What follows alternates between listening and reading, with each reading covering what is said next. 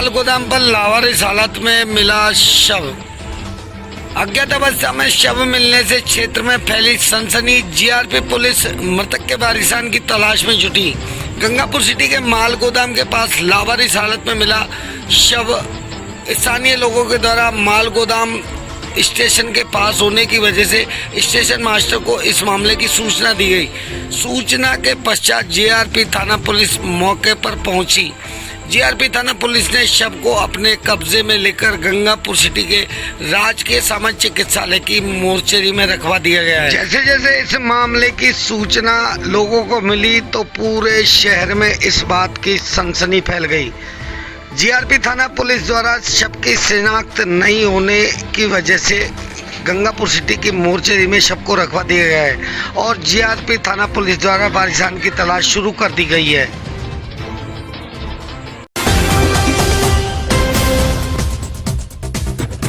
बारात से वापस लौट रहे व्यक्ति को लगी गोली। गनीमत यह रही कि गोली घायल व्यक्ति को छू कर निकल गई।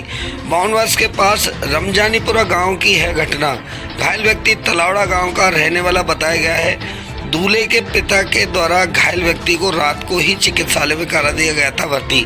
फिलहाल घायल व्यक्ति के ज़्यादा चोट नहीं आई है और पुलिस को भी इस मामले की पूरी सूचना दे दी गई है। लोकेश में बारात से विदा होके बस की तरफ जा रहा था तो अचानक अंधेरे में यहाँ पे कुछ लगा था मुझे। मैंने लाइट से देखा तो गोली का घाव था। भर्ती दूल्हे के पिताजी ने भर्ती कराया था और उसके साथी थे। नहीं, अब पुलिस अभी आई थी सुबह बराबर कार पार निकल गई रात 12 बजे रमजानीपुरा ये बावनवास तहसील में पड़ता है थाना पाटन।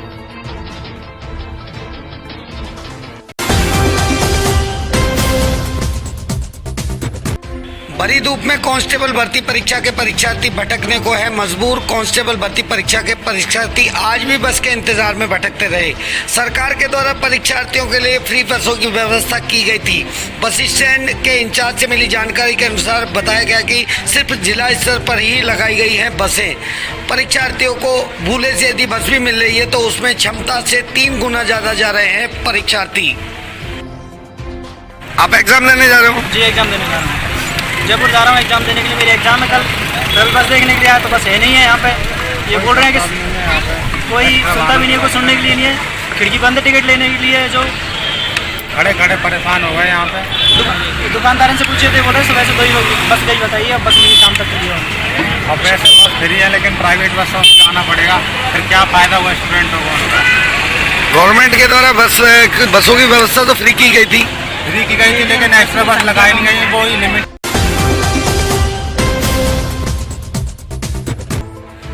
गंगापुर सिकंदरा हाईवे पर लगभग 1 किलोमीटर लंबा जाम। दिन में 3-4 बार ट्रैफिक जाम की स्थिति बनी रहती है। सीवरेज लाइन के कार्य के चलते सिर्फ एक तरफा ही रोड है चालू। प्रशासन के द्वारा मौके पर कोई भी ट्रैफिक कर्मी की व्यवस्था नहीं की गई है। यदि जाम लगता है तो लोगों को करना पड़ता है घंटों इंतजार। कल गंगापुर पहुंचे पुलिस महानिदेशक को इस बारे में अवगत करवाया गया था। प्रशासन को खबर होने के बावजूद प्रशासन है बेखबर। ट्रैफिक की स्थिति दिन प्रतिदिन हो रही है बदहाल। गंगापुर में यदि देखा जाए तो दिन प्रतिदिन ट्रैफिक की हालत बद से बदहाल होती नजर आ रही है। कल पुलिस महानिदेशक यहाँ पहुँचे थे और उनसे गंगापुर सिटी की ट्रैफिक व्यवस्था के लिए शिकायत भी की गई थी। उनके द्वारा आश्वासन दिया गया था कि जल्दी ही गंगापुर सिटी में यातायात पुलिस कर्मियों की व्यवस्था कर दी जाएगी।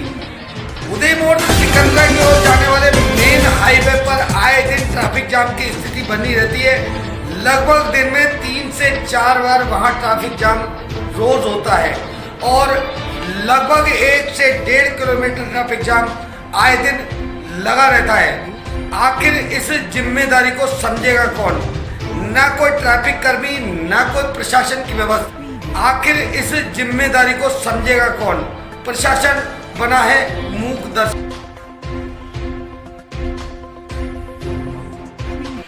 श्री कल्याण जी मेले की हुई तैयारियां शुरू। श्री कल्याण जी मंदिर के पास मेला ग्राउंड में युद्ध स्तर पर किया जा रहा है सफाई कार्य। पीपल पूर्णिमा के दिन निकलेगी श्री कल्याण जी महाराज की शोभा यात्रा। मेले में बाहर से विभिन्न तरह के सामान बेचने के लिए आते हैं लोग। विभिन्न तरह के झूले एवं मनोरंजन की अनेक तरह के रहते हैं इंतजाम।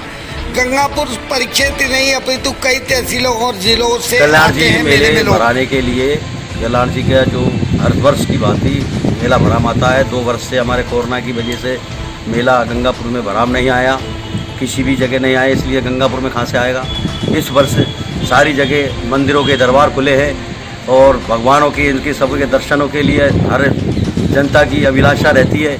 इसीलिए कल्याण जी महाराज की भी अभिलाषा और इनकी कृपा से दृष्टि से अब की इस वर्ष भी मेले की तैयारी पूर्ण की जा रही है और मेले की कार्यक्रम की सफाई कार्य पूरा है।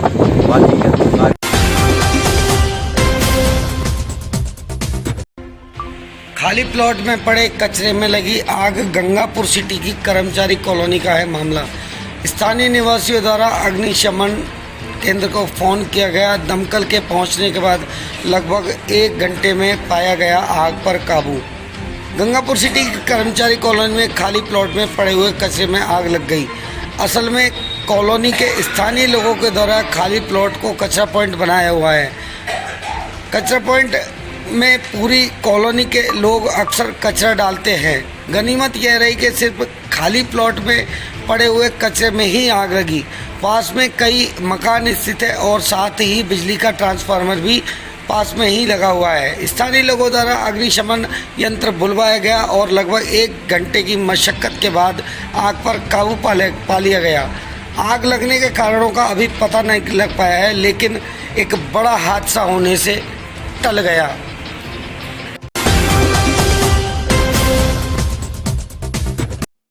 मासूम बच्चों ने की अद्भुत मिसाल पेश। 1 माह पहले ही उठा है सर से पिता का साया।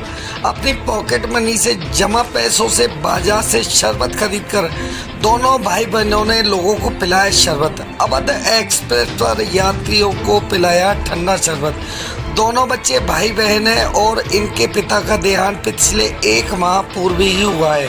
बच्चों ने कहा कि हमारे पिता द्वारा हमेशा यही कहा गया कि हमेशा हमें लोगों की सेवा करना ही सबसे बड़ा धर्म है। श्री स्वर्गवासी श्री सुनील कुमार शर्मा जी ने दी। उन्होंने सिखाया था कि ज़रूरतमंदों की हमेशा मदद करनी चाहिए और उम्र कोई निर्भर नहीं करती। उम्र कुछ नहीं होता, इंसान का दिल बड़ा होना चाहिए।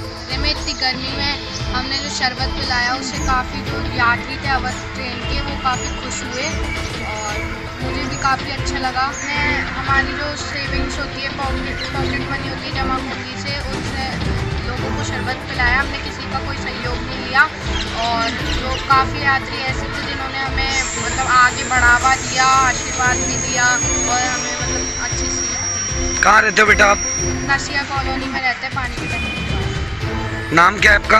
तन्मय शर्मा। और आपकी सिस्टर जो थी? तन्वी शर्मा। आपकी उम्र? 12 साल। और सिस्टर की? 7 साल। मासूम मिलन समारोह आयोजित। जमात इस्लामी हिंद गंगापुर सिटी व उदय कला के द्वारा किया गया आयोजित। प्राचार्य लक्ष्मी चंद मीणा ने कहा कि हम सब देशवासियों को एकजुट रहने की आवश्यकता है। जमात इस्लामी हिंद गंगापुर सिटी व उदय कला के द्वारा होटल हयात में आयोजित समारोह में लोगों ने अपनी भाषाओं में अपनी अपनी प्रस्तुतियां दी। की खुशबू बेचने वाले क्या कहा? देश नहीं बिकने दूंगा। हाँ। मेरे गुलशन के रखवाले यूं तो भोले भाले हैं, लेकिन ये सब ही फूलों की खुशबू बेचने वाले हैं। और देख के इनकी मासूमियत देखो, धोखा मत खाना। ऊपर से है उजले उजले और अंदर से काले।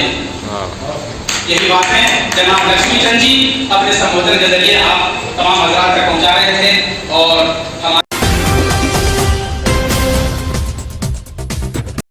ट्रेन से गिरने से युवक के दोनों पैर कटे, जयपुर के रेफर। मिली जानकारी के अनुसार युवक कांस्टेबल भर्ती परीक्षा देकर आ रहा था।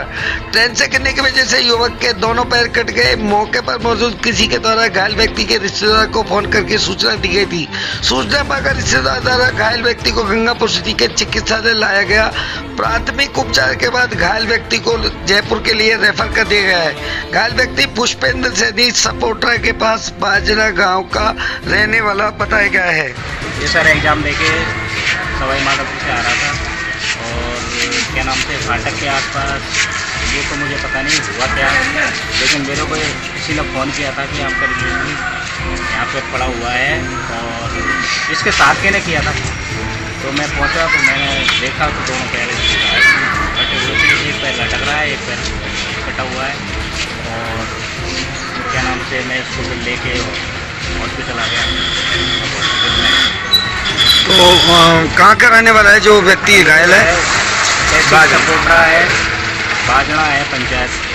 क्या नाम है इनका जो घायल है? इसका नाम है पुष्पेंद्र सैनी। पिताजी का नाम? रामलाल सैनी। कौन सी जगह घटना है ये फाटक के पास की है। नहीं, करौली फाटक या फिर गंगापुर फाटक ये वाला। अच्छा, लोको फाटक लोको फाटक वाला। तो एग्जाम दे के आ रहा था बच्चा, ये पुलिस कांस्टेबल की। हाँ।